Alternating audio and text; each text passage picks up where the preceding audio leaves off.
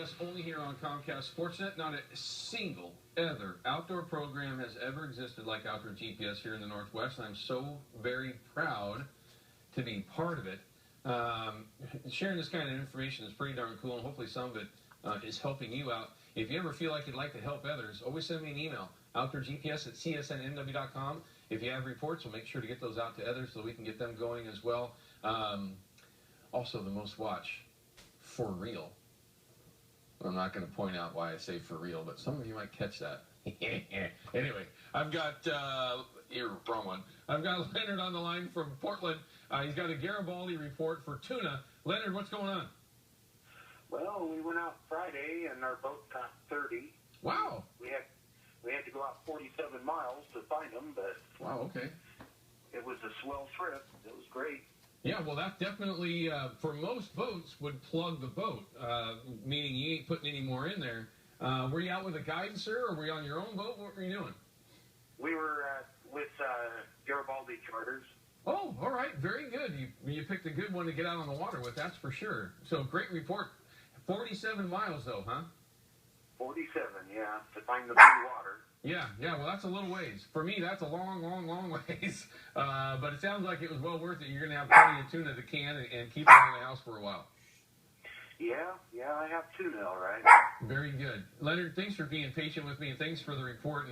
And just so you know, Leonard, that was a very good report, because I know lots of guys that have been fishing out there, and it seems like you may have outfished them on that Friday trip that you did. So well done, sir. Have yourself a great day. All right, thank you. You betcha. Bye-bye. The tuna fishing has been ridiculous. It really has been. Some of the guys that are pretty good friends of mine, I haven't talked to in quite a while, simply because the fishing out there has been so good. We've got Gary on the line from St. Helens. He's got a question about bank fishing. What's going on, Gary? Started plumping this year for spring Chinook, and was curious about the fall Chinook in St. Helens. Go up to Prescott. Is there anything in Oregon side for the fall Chinook?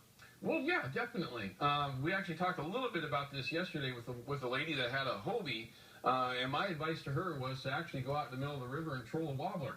But at the very least, fishing from the bank area, like what you're referring to, my best advice, the hardest part about fishing for fall Chinook from the bank is that those Chinook are going to be running very deep. So you need to be able to make sure that you're getting deep enough water, and generally that means that you're going to have to make long casts from the bank.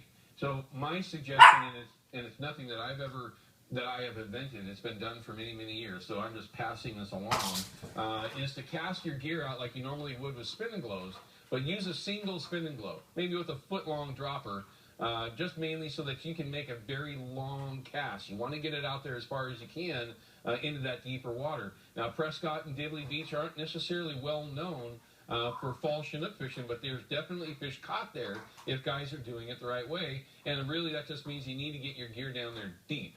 Once you actually make that cast, you get your spinning glow out there. I take about a 5-foot leader, put a float right in the middle of it, and I'd run a wobbler, some sort of Simon, Alvin, Clancy, something like that, behind that float, and you can actually slide it down your main line and get it down deep enough to where the fish are actually going to be. So it is more difficult from the bank for fall Chinook, but it's very, very doable. It's just one of those things that you're going to have to play with, experiment with, and once you start to figure it out, you should be able to catch a fish or two. Okay, sounds good. Thank you. You're welcome. Good luck to you, and I'd love to hear how things work out for you. Now, feel free to call in any time, all right? Okay, I'll let you know. Thank you. All right, sir. Take care. It's one of the very best bank fishermen that I've ever heard of, ever come across easily, and there's not a single person out there that can argue it, is Clancy. Clancy is the individual that makes Clancy wobblers. All right?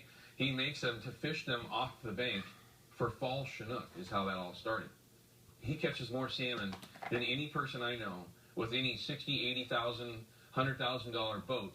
He catches more fish than anybody that I know off the bank, most of the time with wobblers, especially going into this time of year. So it is a very effective way to catch fish from the bank.